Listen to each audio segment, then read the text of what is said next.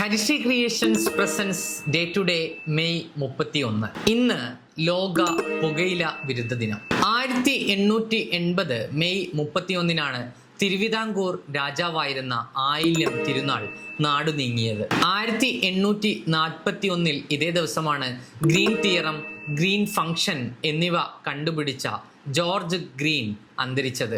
1859 May 31 ലണ്ടനിലെ പ്രസിദ്ധമായ big Ben നാഴിക മണി പ്രവർത്തനം ആരംഭിച്ചത്. 1893 ഇതേ ദിവസമാണ് സ്വാമി വിവേകാനന്ദൻ ചിക്കാഗോയിൽ നടക്കുന്ന സർവമത സമ്മേളനത്തിൽ പങ്കെടുക്കുന്നതിന് വേണ്ടി ഇന്ത്യയിൽ നിന്ന് യാത്ര ആരംഭിച്ചത്.